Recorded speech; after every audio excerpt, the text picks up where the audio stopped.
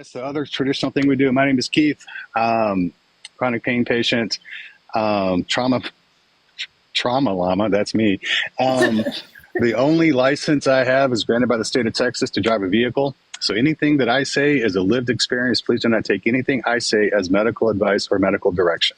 Please do not do that. So, Amanda, we'll let you go next. Hi, I'm Amanda, chronic pain warrior for you. I'm a 14-year legacy pain patient, and I guess I'm a trauma llama too. So that's me. I'm just here. And Dr. Mike, but when you give yours, you don't have to go into detail, but we know that you're a patient as well. You have pain as well. Absolutely. Just a little bit of like, is it back pain or whatever you feel comfortable with? Absolutely, it is back pain. I have been a nurse for 32 years. I originally hurt my back as a nursing assistant before I even was licensed. I was told in 2008 that I needed surgery on my back, and I am blessed to remain surgery free at this point. That is not. That's not bragging. That happens to be my reality. And so, I've got some pretty impressive, a lot of us have some pretty impressive x-rays, so I fit that category. I've got some pretty impressive x-rays, but I also have a pretty decent quality of life. And I have been blessed in so many different ways. So good. Now, let's see. I think, I have a rule. Just remember that any words I give you that, like what I might do in a given situation, that is me putting myself in your shoes. It is also not medical advice.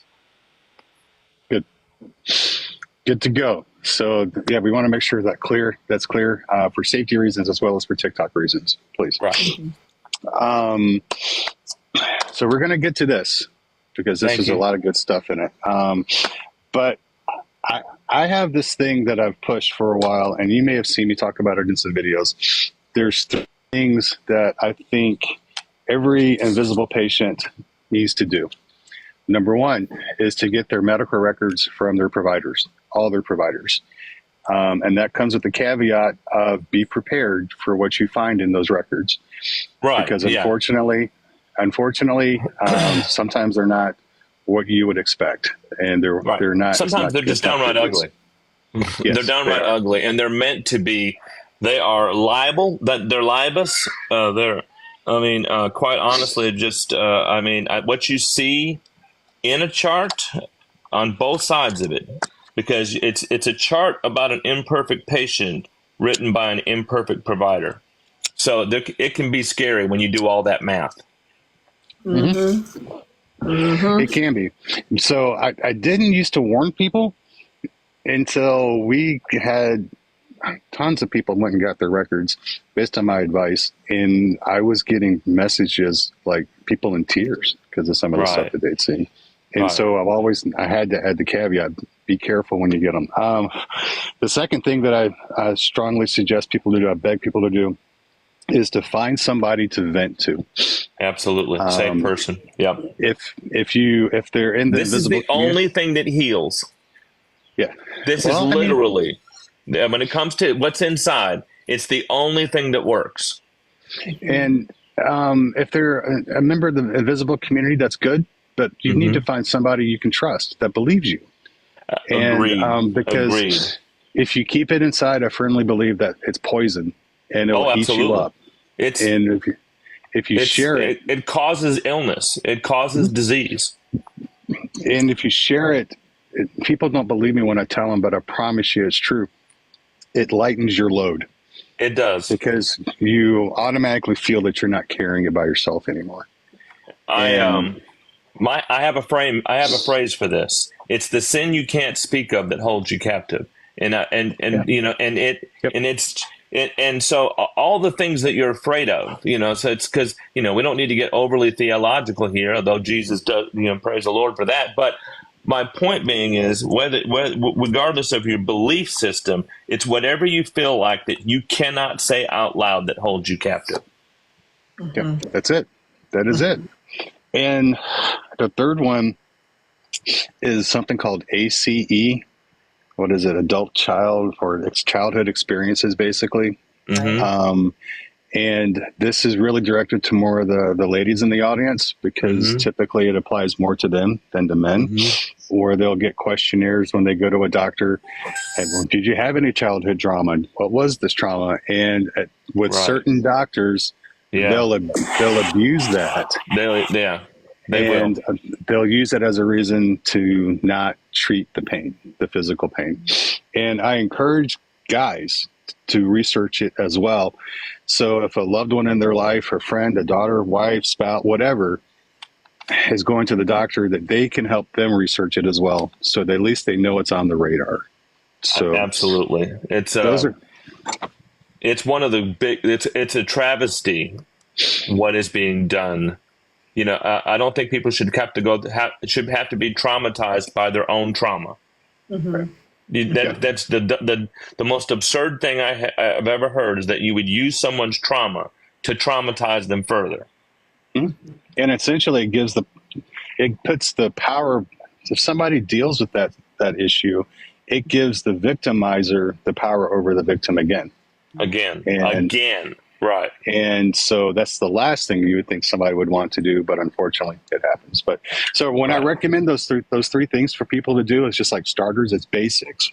Is that good? Exactly. Do you want me to stop doing that? Do you want me to No, I think that's an excellent starting point for all of these conversations. No, I think your point, you're spot on. One of the things that I really liked about both of you is that, you know, almost every other content creator, and I mean, I have a lot of friends and people that I respect, other content creators that I really respect. BJ, Bev, Miss Mirandy, Dr. Alfrey. I have a lot of. I don't agree more than 60% with any of them, and so what do? I bring together those things. I focus on the things that we can really work on together. But in this space, we're a lot closer than in other spaces. And so, no, I think I said all that to say that's exactly the advice that people need to start with. That's exactly, because it's the one thing that, because they may be invisible, but they are glaring in the mirror, and their negative self-image, because of all the things that have made them invisible, is what keeps them invisible. It's what makes, it's their own feelings about their invisibility that keeps them frozen in that state. And we got to get out of that. Yeah, we do. And that's the beginning. Your 3 points are the beginning of that. I think it's a good starting point, and it gets people out. How do I say it? It's uncomfortable, and when you start advocating for yourself, it's all uncomfortable. It is. Oh my goodness. And it's a good way to kind of break the ice and getting people to start doing things, to understand. Plus, sometimes with the medical records, it pisses them off, and that motivates as well. Right. And so my only caveat on the medical records is just remember, don't bring them all to your first visit with a new provider. Because I have to by law get my information from someone besides the patient, as far as independently verifying clinically. So most of the time, the only thing you're going to do is inhibit conversation when you show up with a book that's this thick. Okay. I recommend anytime you're showing up to to a new provider, that you show up with your list, not a book. Yeah. And you talk about that in this book, right? And you can get that at drmikesays.com. So there we go. That's it. And when I finally found my doctor, I went in with the list of procedures I'd had done, right, and whether I thought they had worked or not. And then I went in with the list of the meds that had been prescribed to me, even my blood pressure meds and stuff like that, and whether I was still on them or whether they worked or whatever. And it was a really good starting point, because even if he wanted to go through my records sitting in front of me, he'd have to search and go through them. At least he didn't have to take it as gospel, but he gets a better, I thought he might, like in your book, you recommend it gives him just a quick overview of some of the stuff. Absolutely. And then you can add the words, I know I'm a lot at the end. That's also in the book. Yeah, I'm a lot. I know. I'm a lot. I think I told my doc, I'm a lot, and I know I'm a lot of things you can't fix. I'm okay with that, That's it. And that's awesome. So yeah, I think, in fact, the doctor I have now hadn't even looked at my records yet when I went to see him. And he's like, I have a rule. I don't bring work home. And I'm like, well, I didn't tell you to take my stuff home. And he's like, well, I did, because it was 90 pages from Las Vegas. And he's like, I couldn't get through it at work. So I need to send his wife some flowers or a Christmas card or something. I love his spirit. Honestly, I already do. You know how when you can hear a story like that, you know that you already like a person before you've even met them.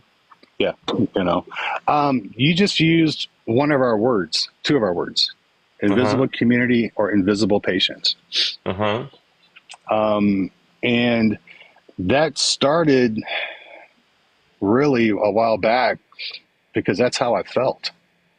I felt invisible to the doctor I was seeing, to emergency room personnel at times, to family members, to friends. And of course, we both know that that's not my term for it. Right. And that's what I wanted you to talk about. What's your term for it? The funny thing is, I think it's absolutely the appropriate term for the community to identify itself. The reason why I use my term, which is throwaway patient, the reason why I use my term is because I'm looking at it from how providers and systems are treating you. And because they are, I promise you, you're not invisible to them. As a matter of fact, you are a big glaring bullseye that they're trying to knock out of their system so that you're not a perceived drain. And so I think to a certain degree, we are both absolutely correct. I think the community is the invisible community as its identity. But unfortunately, to the invisible community, to the corporate and systemic medicine community, is the throwaway community, because they don't want to have anything. They don't want to do with it. And it's we talk. I said it best at the end of my book. I'm tired of throwaway patients. Yeah, because and unfortunately, in some situations with some medical staff, if you're complicated, you're out the door.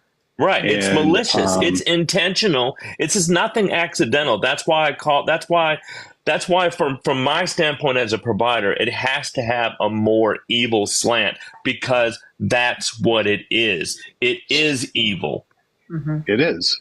I used it in a video a long time ago, the analogy of a volunteer fireman who volunteers because he wants to go rescue kittens in a tree. Right. And it's like, that's like the doctor that wants to write blood pressure meds and boner pills, right? Because he's doing good.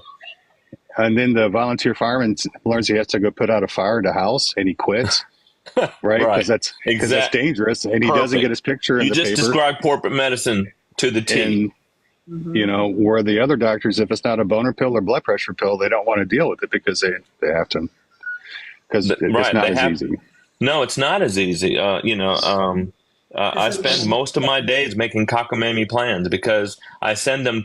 So my term for specialists, I call them the smart people. So I'll send them to the smart people, and they come back to me just as broken. That's why I say most people aren't cut out to be primary care. Again, another thing that's in the book, but most people aren't cut out to be primary care, because in primary care, everything's my problem. There's nothing that you can bring to me that I can go, well, that's just not my problem. And of course, if you add the fact that I'm a nurse on top of that, the reason why nursing and unfortunately, y'all have seen some of the worst examples of a profession. I mean, I've given my entire life to and extremely proud of. But the reason why, when we're at our best, the reason why we're the most trusted profession is because we haven't figured out what's not our problem. We don't know, what isn't in our field to fix. When someone confronted with a problem, we'll get halfway down the Yeah. road before we even consider whose job it is. Yeah. Yeah. And many specialties too. Yolanda gets it. we and Valerie, she gets it, and she Right. sees some of the stuff on TikTok with nurses and stuff, and it just completely It's nauseating. freaks her out, And the worst part about it is, I got to be honest. I always, a confession's good for the soul, not the reputation. But I used to understand a lot of their logic, a lot more. Heck, I used to have jingles and ditties and things like that. So before I knock his ass out cold, get him snowed, get him snowed, get him snowed. I've made that up. Okay, I know about what it feels like, and I can look back with shame about the things that I used to perpetrate. I've come a long way, baby. You have. So let me ask you, what was the turning point? I mean, honestly, and again, the second, let me back up real quick, and because I didn't tell you this, and I always tell anybody that comes on live, if there's a question you don't want to answer, just say it, and then we'll just move on to the next. Yeah, you won't find that with me, though. You won't find. I've never met the question because honestly, the more difficult ones are the ones I felt like I was built to answer. So what changed for me? Let me tell you what changed for me. Believe it or not, what changed for me is my medical partner that runs the clinics with me. He said to me one time when I was ranting about someone who, in all fairness, graded on St. Peter's nerves. Okay, in fairness. But he said to me that whenever he runs across a person that pushes him in the wrong light, he begins to remember how Jesus feels about them. And this guy is not the most spiritual person in the world, and that was one of those moments that he humbled me. And he began to make me understand that it was my job to find the parts that I could, that melded, that where we were connected, not the parts that pushed us, that divided us. Right. Right. And that's good. And because it's a hell of a change. Pardon me. It's a heck of a change. It is. No, it's a hell of a change. No, it is. And to be honest with you, every single time I would use those things, it was mostly because nurses work in very toxic environments, and the invisible community is not the only toxicity that they deal with. Okay, I say as a profession, we can stay neither sane, sober, nor married. We are codependent by nature. We get into things because we feel like we have to save people, and when in reality, we're the ones that need the saving. This is nursing as a profession, and so you have to understand it. You don't have to accept, and it's not excusable. But some of their behavior comes from the fact that they were born in toxicity, they live in toxicity, and they constantly absorb toxicity. And so sometimes it just pushes them way too far. Mm-hmm. Yeah. It does. And when they do, you still call them on their shit. I'm not talking about, don't give anybody a pass. Right. It's, man, sometimes I feel like I run into the toxic forest hospital because that's all I run into, Agreed. It's so funny how you describe that, though, because my whole life I wanted to get into the healthcare system. I really wanted to be a surge tech. I wanted to, and that just it never happened for me. And for me, it was a calling. And now, I'll be honest with you, it's not a calling anymore. I don't want to get too far off this topic because we got so many cool things to talk about. But it used to be a calling, and now it is a viable, financially stable way to go. Yep. And when it stopped being a calling, it became harsher inherently. Mm-hmm. And we can leave it there. Yeah. I want to go to your book. Okay. I'm going to jump to the end. Jump to the end. I love it. Yeah, I am. There's a chapter, page 111. Don't let the flockers win. Amen. That was my favorite chapter, actually. If I'm just going to read this, y'all. It's a short paragraph, I promise. You think no one cares what happens to me? That is a lie. I do. No one will ever help me. Also a lie. The only thing that happens today, if you give up, is that all the flockers out there trying to disregard you, disfranchise you, dismiss you, and label you disabled, they win. I love that. Right. And that's what I'm most passionate about. That's the reason for the existence of the entire book is I don't want the flockers to win. I don't. No. And even look, why am I no longer one of the flockers? Because I could no longer live with myself either. I couldn't stay that way because you know, I'm not even the same person I was when I first became a nurse practitioner. I am vastly different than even that. But why? Because I had to. Because I needed to remember that either I loved patients and everything they stood for, including the things that made me want to choke them, or not, or you know there is no third option. Yeah, that. When I fired the pain doctor from hell that I had here in town, that was what the fibromyalgia expert. Yeah. That's on my list to get to. Okay. That was the turning point for me. Is I'd been beaten down so bad by him. And finally, something snapped in my head, and I'm like, "Screw it! I'm not going to let him win. That's right. I'm going to do whatever I can.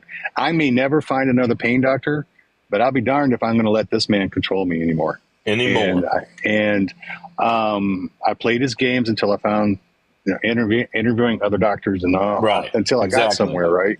But I was. There's no way I was going to let him win, and that's what I get messages. Sometimes, a lot, and I love the fact y'all, if you want to send me a message me. I will be glad. I answer all my messages. I answer all the comments on my videos. I do all that.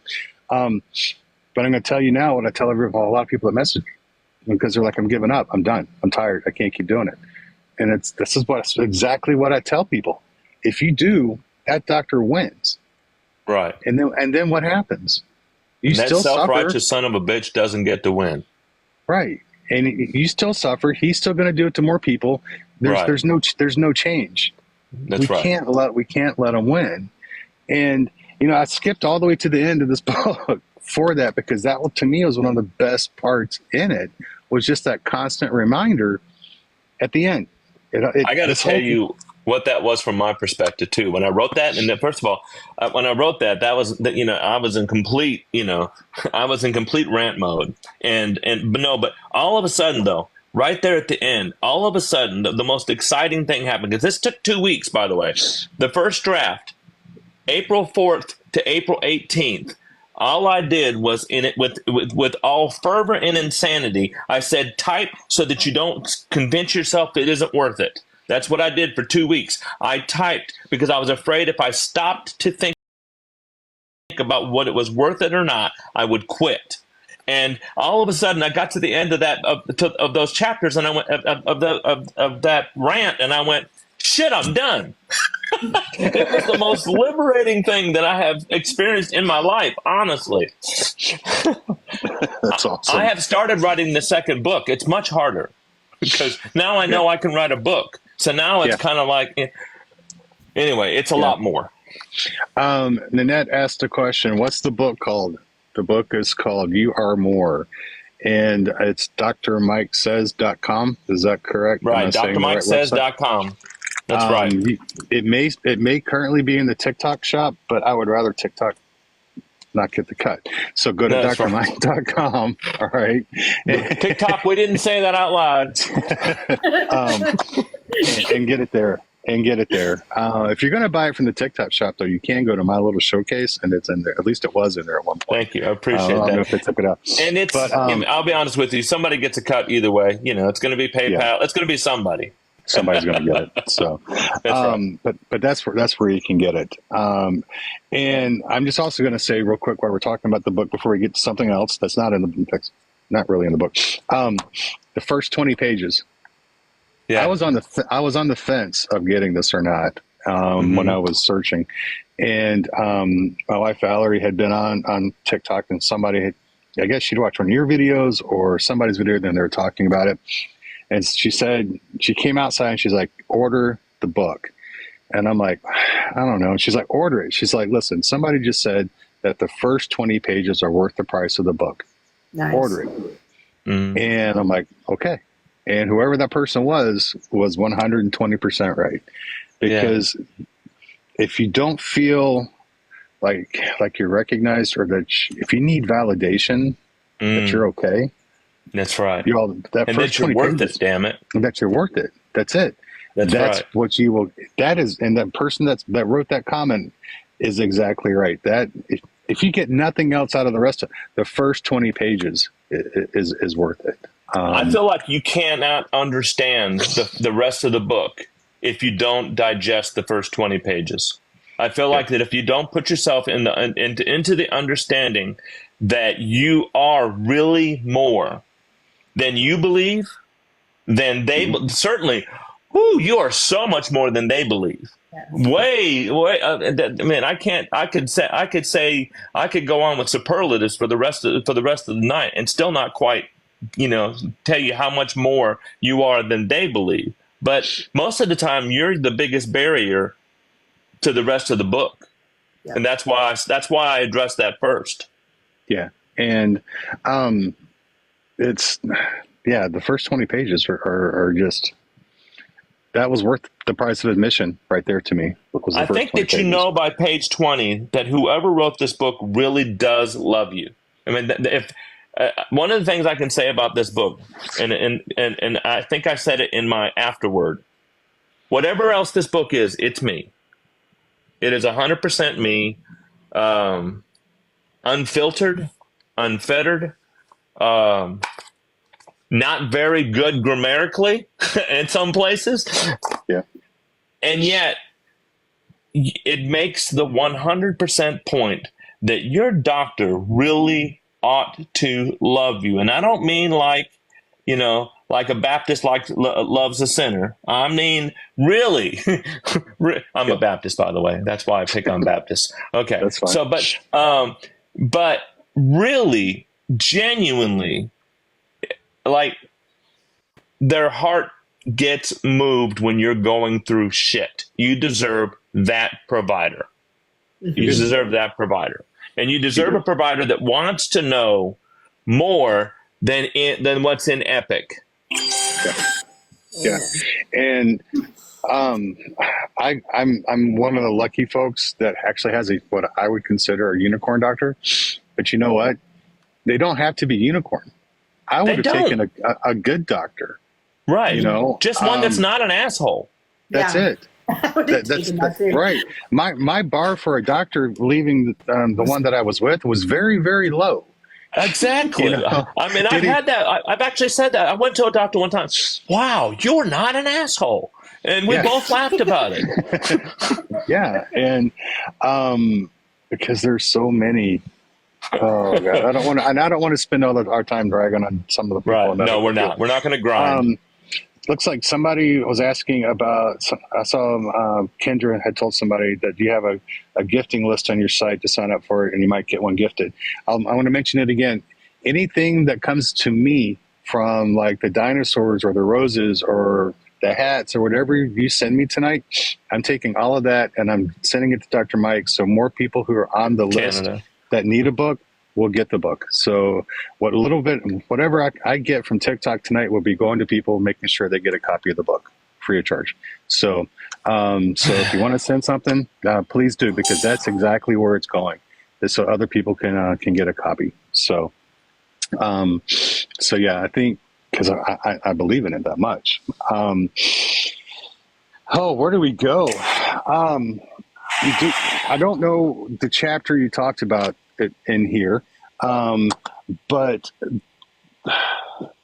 sure it's in more than one place. And and I know I've done videos on it. You've done videos on it. I think the line was, I may have actually highlighted it. Basically, a working pain plan is a pain plan that gets you to the sofa and keeps you on the sofa is not pain plan. A working pain plan. No, it's not. I agree. So yeah, if the pain plan, and I'm not sure what chapter it is at the moment either. I know, it's probably in A Pill Is Not a Plan. It's probably in that chapter, but basically, I found it. Go ahead. Chronic pain patients should cause themselves pain. Should cause themselves pain. Oh, absolutely. That's one of my favorite concepts. The point of a pain plan is not to have you comfortably sitting still. That plan sucks. So, that plan does suck because you're supposed to have life. I mean, these medications themselves, they're not harmless. Nobody that truly is a successful pain patient believes opioids are harmless. Nobody that is a successful pain patient believes opioids are harmless. What the successful pain patient believes is that opioids have to be respected, and that if you always keep in mind the risks associated, then all of a sudden it can be the tool it's designed to do, which is to insert life in the middle of pain. And I mean life that is not so small. The minute your life is the sofa, your world gets so small, so fast. Mm-hmm. And so, it's not a successful pain plan to be comfortable sitting still. A successful pain plan is you get out in the yard, you do way too much, and you put yourself in the bed for 2 to 3 days. But at least when you get back up, you can go look at that garden and realize I did that shit. Yeah. That's what I'm passionate about. And that's why when my patients tell me, "Man, I did too much yesterday," and because usually they tell me they did it 3 days because they barely made it to the doctor's appointment and what have you, and great job, because that's what I'm trying to have for you. I'm trying to have I walked around Walmart and looked at all the funny people, and I want that for them. Sometimes it's a home run over the fence. I have somebody that had recently that completely gave up on employment ever. And we just realized she hit her 1-year anniversary after being in pain management with me, working full time. Okay. So sometimes it's a dadgum home run, but even if it is, I have not been outside in 4 years, and now I went to the grocery store. Bless God, take a win where you gonna get it. Yes, that's it. That's what I'm trying to drive home when I do my videos. Is trying to really focus on those good moments, because they are fleeting and they may be small. They are, but personal grace in the middle of that too. Yes, absolutely. I met with my pain management doctor today, and I asked him straight up, and I told him about this, and he was so excited for me. And he actually I didn't tell Keith this, but he told me I could make a flyer and put it up in our pain management office. So he's like, about these lives. He's like, because he believes in the power of community, and it was great. But I asked him straight up, I said, what is the goal of a pain patient when they come to pain management? Is it to get in less pain? And he said, no. He said, it is all about quality of life. I want you to have a quality of life that you deserve. And that's a good doctor. That's a really good doctor. Because I'm telling you, I'm sure a lot of you saw my video this morning in the dark where I'm ranting about the fact that they're stealing the things that we have all that we have used to bring this community together. I will say that I don't give a rat's ass what your pain is on a 1 to 10 scale. My patients will tell you that I never ask them. I don't, because what I want to know is what you can do. Yeah. Now, what they have done to twist it, which pisses me off, is, someone will say something. I can tell them this part because this doesn't break HIPAA. But somebody was telling me that a doctor told them, no, that somebody was telling me that they told their doctor they could barely take care of their kids. And I said, you said the wrong words there. And the reason why I said you said the wrong words is because you said you could. Now, you thought adding the word barely would somehow, would somehow indicate that, that you were raw dogging it and things like that. But Right. all he heard was that you can take care of your kids. And so he took everything you did and just shut it and swept it. And this is exactly why the conversation went so badly. And so I hate now that they're taking legitimate concepts like sitting in your pain, legitimate concepts like not being afraid of hurting, and they're just twisting it to say, well, you should never expect relief. Right. You're a fucker. I mean, you're just a fucker. Yeah. You are. Because this brings up so many other things I wanted to get into you with, but I think this is just for me, but I am going to say pain patients, I don't go to my doctor expecting to be pain-free every day. Right. Right. And I've told my doc, I said, if you can get me close to a 5, if you can get me close to a 5, that. Right. I'm good. I'll be fine.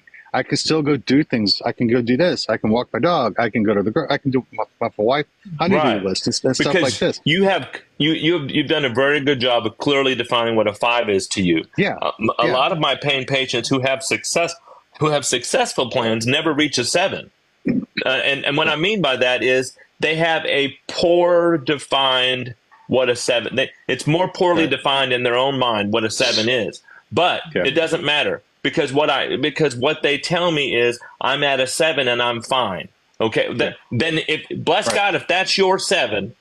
Right. I'm fine as long as you're okay because of all this life that you're doing. What you went to the beach? You hadn't been to the beach in 20 years. You don't understand. These are the things that make me actually run down the hall and holla. Yeah. Well, I mean, and I think when I was new, back in 2016, I was looking for the answer to be pain-free. Sure. Right. I was looking for that. Honestly, it was 1992. We told you that was possible. Right. In 1992, pain is the 5th vital sign. Jaco is getting on every single place that is not throwing pain meds at a person. And we set this is why it's been good that I've been a nurse this long, because this was the beginning of my career. But we set the precedent and the expectation that you could be pain-free, fictional, elusive, and it's a one-way trap. Yeah. Yeah. And I told my doctor that today. I said, I lost my train of thought. Sorry. Go ahead. Well, I mean, I just think we need to redefine. I think everybody needs, as a pain patient, I need to define what's good for me. And a zero is not possible. Not realistic. For me personally. For me either. Right. A 5, my version of a 5 or 6 is possible. I can still do what I want. And digestible. I agree. And to be honest with you, your 5 may be, honestly, when I think that I'm in almost debilitating pain, believe it or not, because I've experienced 10 out of 10 pain twice in my life. The first time my fingers were closed in the hinge of a gym door and it closed shut. Oh, wow. Okay, so that was 10 out of 10 for me. Okay, and anyway, and the second time I had my thumb dislocated and it was pointing at my elbow, and that wasn't the 10 out of 10 pain. It was when I was in shock and I took my hand and I swung it back and to knock it back in place. Anyway, So my point being is, most of the time when I'm having debilitating pain, for me it's a 3, because I know I have been there, and so for me a 5 wouldn't be enough, I guess is what I'm saying. If I was going to go by a number, for me a 5 wouldn't be enough. Yeah, my doc today said I could have you pain free, but you'd be sitting in a corner drooling. Yeah. Yeah. Sexy. Thank you. I appreciate it. I love the imagery. Yeah, right. Talk about being compliant. Right. Yeah, my 10 was a 1/4 inch size kidney stone. That was my 10. Yeah. It was Amen. 1/4 of an inch that did it. Yeah. Yeah. Well, and that's why, somebody said it's crazy how everyone's 10 is different. It's so subjective, and it's not a fair scale for us It's to not a really fair even scale. say. No, And I it's don't not. Because my 4 would probably unalive a normal person, Sure. Oh, yeah. Yeah. I had this one particular nurse that is a friend of mine that told an old man one time when he said he was having 8 out of 10 pain. She goes, "No, you're not. You can have about a 5," is what she said to them. You'd have. She has biggest heart. Yeah. She says, "You're talking too nice to me. I'm only going to put down a 5." That's so frustrating, though, because, like we have, at least for us that have been in pain for long periods of time, like I'm able to communicate and have lives and do all of this Exactly. stuff, even though I'm, sitting here, I've been driving all day, I'm fucking hurting. Yep. Yeah. Exactly. But, And for my version of it is I work a full day, but that doesn't. yeah.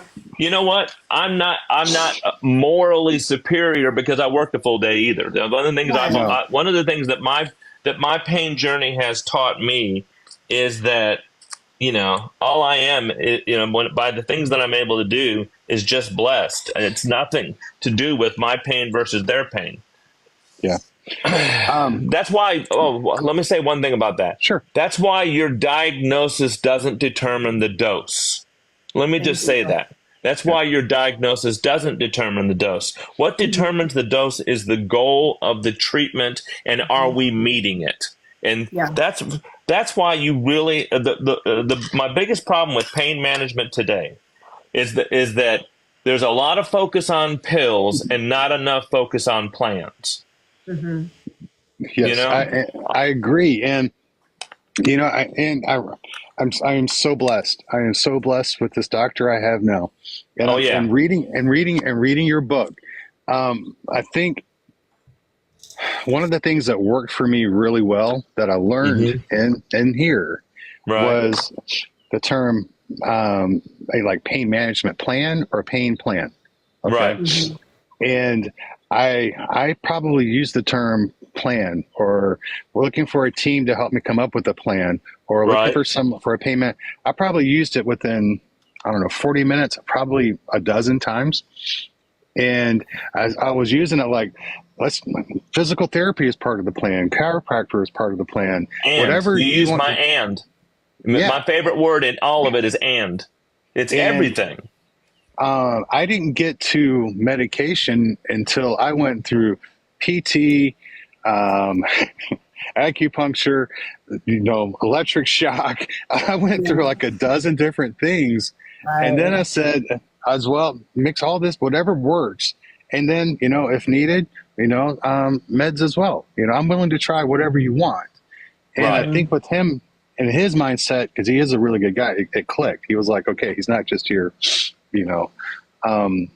because I think if I would have walked in and just been like, hey man, I need Percocet 7.5, right? It would have just been, Well, that would have been contrary to my chapter that says don't tell them what you want. Yeah. Exactly. Because that's a really good chapter too. Yeah. Yeah. So one word, one thing that I know is important to Amanda, because I don't use it because my previous doc, it was anyway, kratom. Yeah. There's information in here about kratom, and Amanda, some ignorant you have stuff. Yes.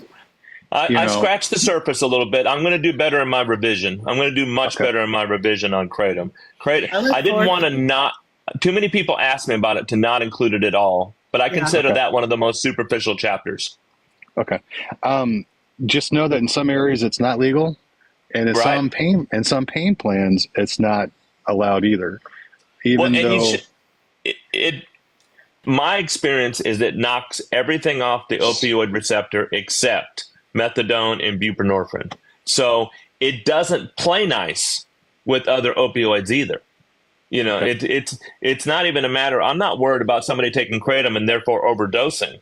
I'm worried about someone taking kratom too close to an opioid and going into a pain crisis, because the kratom knocks the opioid off, and all of a sudden their mood receptors are going, "What the hell?"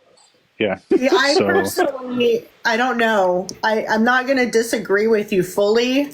I don't think there's enough studies. I agree. There's absolutely not enough studies. Yeah. There's absolutely not enough studies. Other opioids and never had issues like that, like what you had described. I've only gotten more relief personally, but every body is different, you know? So you say that you actually supplement and use it concurrently? I do. That's not been that's certainly not been my experience, and that's okay, because there are people who aren't even kratom responders. So you know, to me, you know, and we want to put everything on a continuum nowadays, but it seems to apply here. Yeah. I think it's really important, like individually, for us to see, you know, if it works or not, you know. If it works. I agree. And don't people. You know, I'm not a doctor. I'm not a naturopath. I'm not anybody but a person with an experience. So please don't take this as medical advice, anything that I'm saying. But kratom literally 6 years ago saved my life. Yeah. And I'm not a huge advocate, you know, out there, but I do believe in it and the power of Eastern medicine and how we don't absorb that, you know, enough. I agree. Again, we're back to I think anytime that you absolutely you know, preclude this as being a possible help to you, you're being way too close-minded. Yeah. I think in some ways I am really good with scattershot or Velcro and just throwing it against the wall and trying stuff, because my previous doc kept me medicated enough to keep me out of the ER on a regular basis. Right. And that was it. And that was it. But he didn't even do that. I mean, you were in the ER. At the end, he didn't. I was in the ER twice and two times in a month, you know. Right. And I'd never been to the ER in like 6 years. Right. Right. So I'm a proponent where legal, Velcro, you know, but research it. Don't do stupid, and don't take anything I say as medical advice, because I am not the person you want for that. And Dr. Mike and I have actually both done podcasts on kratom with Madeline through Kratom Stories podcast. So if you another ever great have content creator, feel free to reach out to me if you have any questions or need, you know, assistance with like reputable sources to really read up on kratom, because if you just Google it, you'll get scared. Because pharma is really trying to shut that shit down. So I would really like to just pause and just thank for all the people who have stayed this long. We have had such a consistent following tonight, and I just want to thank all of y'all for hanging out with us for so long. And that's not by. I just know I've been noticing how many people have just been how our number has been solidly right at that number, and I just want to thank y'all. Yeah, we have some really cool people. This community is just incredible. I tell everybody that'll listen to me that this community saved my life. I've been in dark places go back and you see my videos when I was complaining about Dr. Pena here. Anyway, I won't go into my speech, Amanda. But their love and care and messages, "Are you okay?" was lifesavers to me, you know. So I have come full circle. I had I had a lot of open hostility when I first came on, because what was I? I was a provider. I was what the community was designed to fight against, and and be honest with you, in some ways I was still. I had to learn a lot. I've learned a lot from this community. I've learned a lot about how to love this community by listening to this community. I think that's what the power of sharing your stories, y'all. That's the power, is that hopefully more doctors will see who we really are and what we're really going through, and hopefully find some compassion. I think that's one thing that we search for in this community, is somebody that'll listen, right? And to be validated, to Absolutely. say, I believe you when you tell me that you hurt. I believe you. Because That's the we best run into segue to fibromyalgia that I think you could make. Because honestly, I think that is, and I'm encouraged, by the way, at some of the latest research that's showing that they might have identified some autoimmune markers for it. Oh, that's awesome. That's just awesome. so awesome. That That's was my new perfect. favorite. That is my new favorite. That's perfect. Thank you for that, but Jennifer. I'm encouraged. I would love to. I'd love to make sure. Obviously to make sure, because I think the science is still very. But I tell you, I have been very active in the theory of fibromyalgia during the treatment, because at the end of the day, a lot of times I'm not treating I'm not treating OA of the hip, or I'm not treating spondylosis. I'm not treating ankylosing spondylosis. What I'm treating is pain. You understand? And so, to me, that's why when somebody says something like, we talked about all the idiots that are trying to use female trauma to try and invalidate their need for pain medicine. And my answer, and I said that very clearly, even in the book, is so what? Who cares? Because pain causes trauma causes pain. And trauma causes pain causes trauma. Yeah. And where the hell am I going with that? I'm off the rails. Sorry. We're talking about fibro. Yeah. Oh, by fibro. Thank you.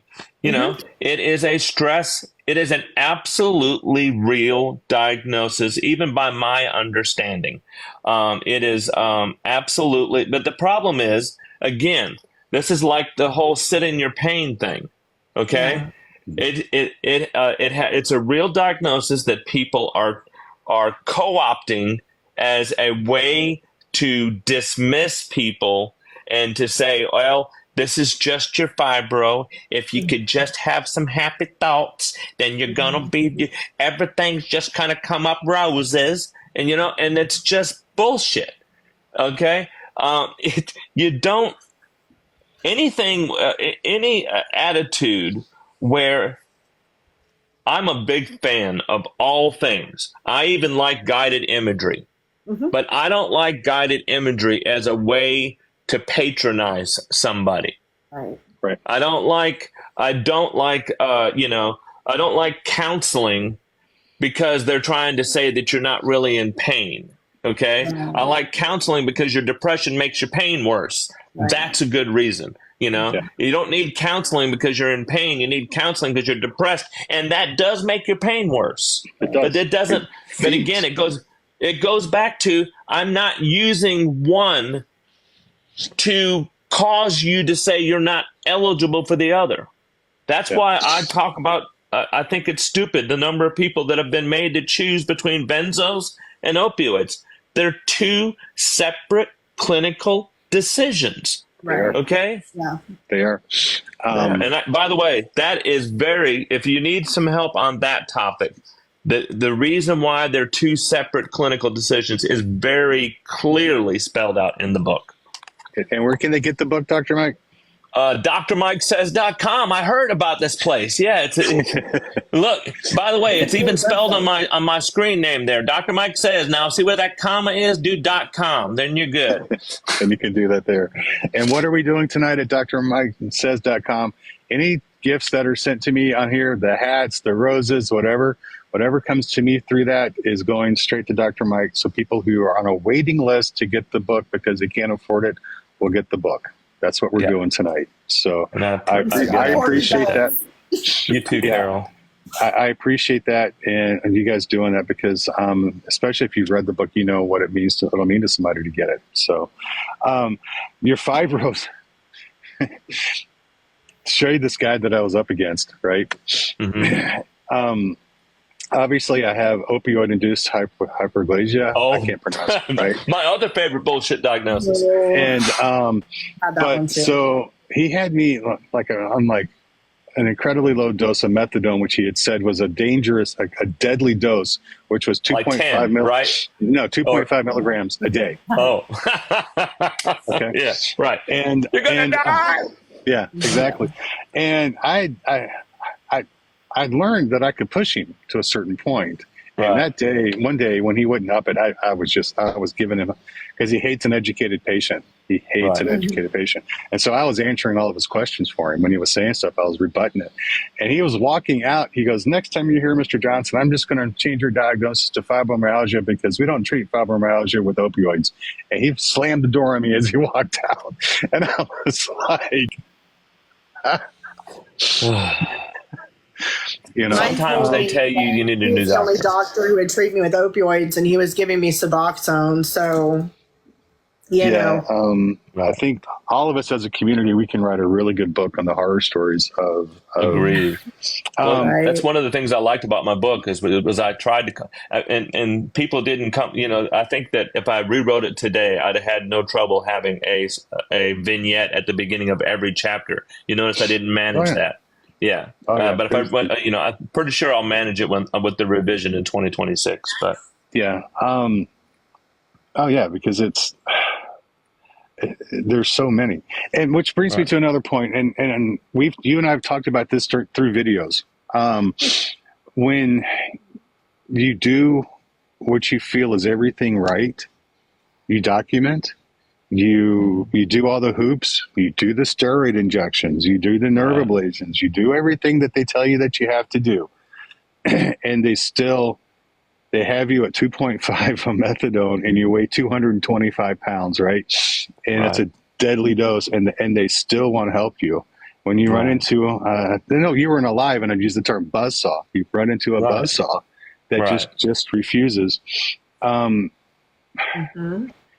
It can be so devastating. But for the people that are here tonight, when that happens, because unfortunately it's going to happen, it's not your fault. It's not your fault. It's not your fault. Right. Just remember, facts don't work on assholes. No. And don't take it from me. Take it from this dude. He'll tell you. Right. It's not your fault that you run into an asshole, and that just won't. And honestly, caveat, the book doesn't necessarily work on assholes. The book helps you identify that the person you're talking to is an asshole and gives you the bravery to go find somebody else. Yes. Yeah. And that's it. And when you take a lot of these ideas that are in the book and then you get to the end to the don't let them win, it adds up, and it gives you the courage. And it gives you the courage. It adds up to one big "I love you." Most of it, if the number one thing the number one reason that I hope, because I'll say something really serious for just a minute. We are all living our eulogy, and that's a very important thing for me. And someday, this is all that's going to be left of me, or the words I left behind. And what I tried very hard to do in this book, and what I'm trying very hard to do in the second book, and any book that I write, is going to help you understand that whatever else, Dr. Mike was an asshole, but whatever else, bless God, he knew how to love people. And, and you deserve, all of you, all across the country, all of you that can't seem to find one, all of you in Montana, in Michigan, in Alabama, and Arkansas, and Tennessee, and Oklahoma, in Texas. All these places where it just seems like there are 15 shitholes per mile. I promise you, even in those places, there are people that are looking for you to love you, and you deserve it. Yeah, and I know. I'm not, Amanda, not, and you're not. Yes, Vermont too. Saying that go find a new doctor as a really flippant and easy thing to do. It's not. I am not saying that. Absolutely not. The book very clearly says you may have to stay. The book very clearly says you may have to choose to stay with an asshole for a short period of time while you're looking, Yeah. But this is one of the things the book teaches you, though. When you are choosing to stay with the asshole for your own reasons while you search, it is much more empowering than feeling like you're trapped with the asshole. Yeah. And y'all, he's not just blowing smoke to sell his book when he says that. Yeah. I lived that. I, honest to God, lived that. When I made the switch in my mind that Dr. Pena was not going to win, was not going to beat me, I knew I was going to go have to see him once a month and take his crap. Yeah. I knew what I was going to do, but I knew I knew what buttons to push with him to get as much as I could get. And so when I went to interview these other doctors, I was thinking in my head, is this an improvement to where I'm at now? Yes or no?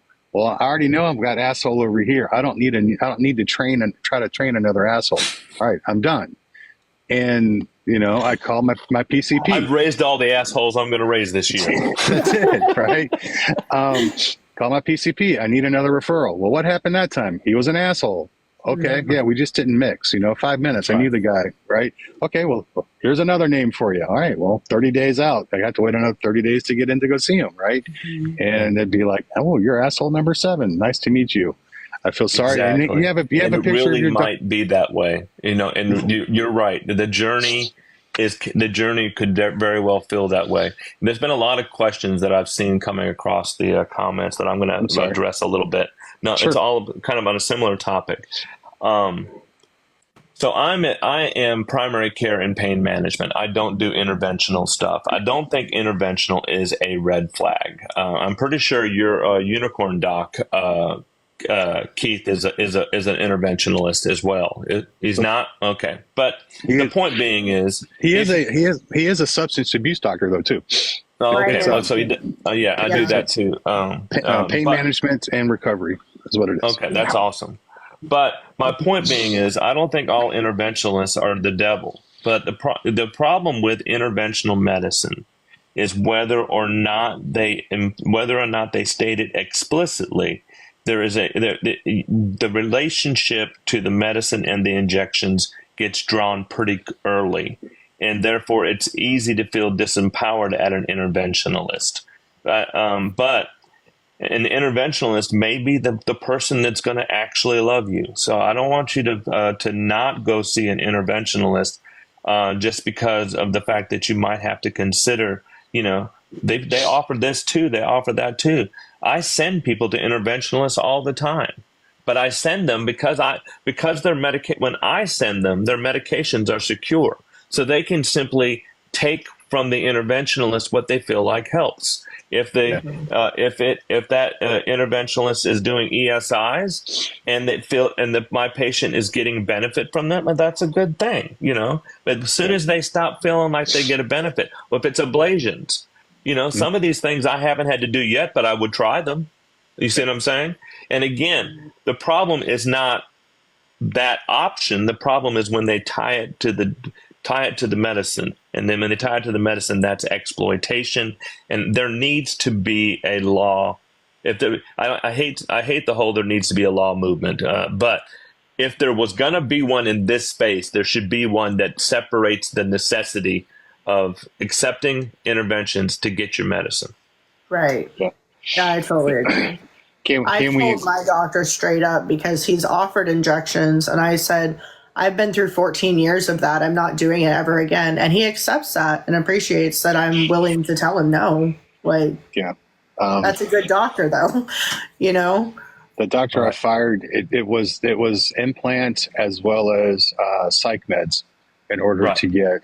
And he went as far as calling the pharmacy to make sure I picked up the psych meds before he would call in the. Which is so stupid. Does he not know the garbage cans exist? I'd like to know your thoughts, Dr. Mike, on them prescribing all these psych meds for chronic pain and issues, especially fibromyalgia. Fibromyalgia seems like it. All right. So let me give you my words on that. Okay, the part that's emotional, I work on with medicines for the emotion. But I never put anybody on any medicine for any reason without telling them what I actually hope it will gain. And if I consider putting someone on a medication for their mood because it's contributing to their pain, I say, this is not why you hurt, but this is something that I feel like isn't making your pain any better. And so we treat it. So it becomes part of a plan, not part of their pain, not part of their pain management plan, because I do both. I'm primary care and pain management. So it's part of their health plan. But I would never. Okay, one of the that's why garbage penton has a bad name. And again, it's not garbage penton, and not really. There are plenty of people who have much better lives with gabapentin than without. But why is it called garbage penton? Because it's forced on people, and they're told them to take it or leave it, and that's a bunch of bullshit. Yeah. In that way, that is garbage penton.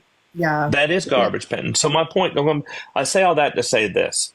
One of the questions that I ask a patient before I start them on a medication for behavioral health, and I think this is in the book, but I say, if I had a magic pill and it worked, what does success look like? I need to know what it is, what our goal is, because that actually helps me choose what medicine I'm doing. A lot of times I won't even start out with what I intend to prescribe. I want to know what success looks like, and then I'll pick a medicine that I feel like is going to get us closest to that. And then when I twist their definition just a little bit, because I have my own success criteria for them, because I'm a clinician. So I'll say to them, what I hope you see from this, and we're going to know this in 2 weeks or 4 weeks, whatever the time frame is, but it's short, is this. And if it doesn't do it, we won't continue it, because what's the point of being on anything that doesn't even do what the hell you said that was going to do? Yeah. One of the questions, there's a question that came up, and I want to say it was Jennifer, but I thought I had my screen frozen, and it went. When looking for another pain doctor, let's just use pain doctor. And we've talked about pain tonight, y'all, but I want to know, it's the same thing whether chronic illness or mental health. If you're not getting what you need, this is exactly what you will find in here, even though it may say pain, you can transfer this to other specialists and whatever. If you're not getting, matter of fact, the first half of the book isn't about pain. The first half of the book is about for every patient. Every patient. But the question that they had asked was in reference, if you're going to go find another doctor, going 30 days without meds, right? Now, this is not medical advice. This is just what I did. Maybe I was prescribed at that time. I might have been prescribed 3 a day. Mm-hmm.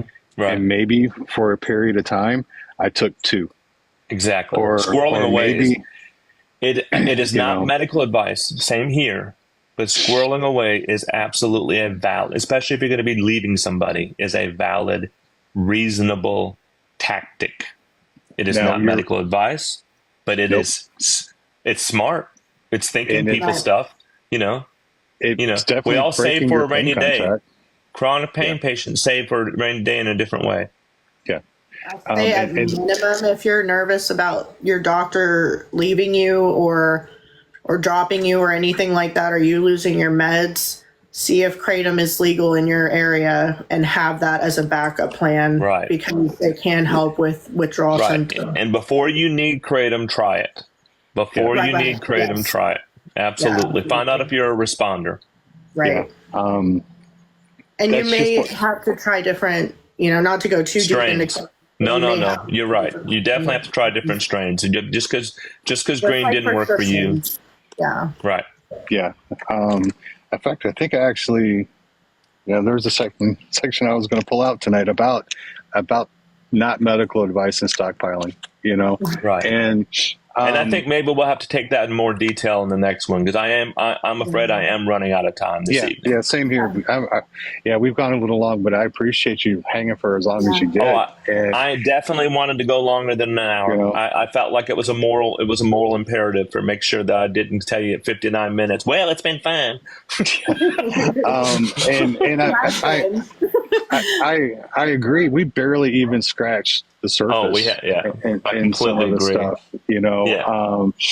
but I appreciate your time, because number one, y'all, here's a guy that number one cares about patients, and he spends his time on a weeknight when he's could be with family, and he's here talking to us. Oh, trust me, I'm going to hear that. By the way, so am I. So am I. When we get on. But we appreciate you. So if we didn't get your questions tonight, save them, because next time we'll do it, and we'll do it again. And it won't be that long. I have it. I intend to get back together with these two folks. About a month at the longest. Awesome. I think we have a lot more to discuss, y'all. Yeah. I think we do too. And it's drmikesays.com to get the book. drmikesays.com. Yep. And again, anything that was sent to me tonight, I'm gonna. Tomorrow, I'll know as soon as we get off the live what it was, and I can get it done in the morning. And anybody that has the ability to donate, if you go to drmikesays.com, right there on the first page, there's a red emergency button for you to click on. That'll take you right to the page where you can buy a book discounted, and then I'll ship it to them at my cost. That's awesome, brother. We appreciate that. Any words of wisdom for us before you hang out? I'm gonna just finish it like we started it. You're worth it. Why am I here tonight? Because you're worth it. Why did I write a book? Because you're worth it. Why do all these little flockers need to lose? Because you're worth it. Just don't ever let that go, because I know when you've been hurting for a very long time, it is easy to begin to feel like a burden, and that's a lie straight from the devil. I'm going to go ahead and rebuke him, but just know that it's some bullshit, and you are absolutely worth all the trouble you perceive you cause others. And if they were the one in your shoes, you wouldn't feel put out by them. So stop feeling like a burden to them. Exactly. Well, we're going to let you go. Amanda and I are going to hang out for a few minutes because some people have been asking where to get the book, and so we're going to fill them in on that so we can get those for you. I appreciate that so very much. And brother, we appreciate you, and tell the family I said we're sorry. Kind of. Love y'all. Something nice. Yep. We'll be doing this again soon. Bye, y'all. All right. Bye. Thank you, Mike. Dr. Mike. Be safe, brother. Bye. Thank you. Oh, and he's gone. Wow, that was a quick hour in like 10 minutes. Right? It felt like it, right? That was a very quick hour and 10 minutes. So it's drmikesays.com, y'all. That's where you can go to his website. You can get the book. And when I get done with the live tonight, we'll know how much we're sending to him that you can put towards getting books for people that can't afford them. And I appreciate everybody that participated in that tonight. Because that really means a lot to me. It really, really does. So for anybody who missed it in the beginning, any gifts that go to Keith are going to be put towards donations for books to be sent to people on the list. If you need to get on that list, go to drmikesays.com. I believe you scroll to the bottom and there's a place where you can put in your name and information to get a donated book if you can't afford it. He has about 10 people, probably more now, on the list. So, if you can afford to help out some people that are really in need of this book, it would be such a blessing to other people in the community. Yeah, it really, really would, y'all. We appreciate it. I am going to go take pain meds. Ironic. That's what I need to go do right now. Right. So, we got the llama. We got the llama again. That was awesome. Woo-hoo! Thank you all. Whoever sent that. Thank you, Kimberly. Canada Pain, I think his book is like $14.99 is what it is. Barbara, reach out to me. So, but if you guys have questions, send me a message. And if not, we'll see you guys Thursday night when we're back for another live. Yeah. Love you guys. See you later. Bye, y'all. Peace.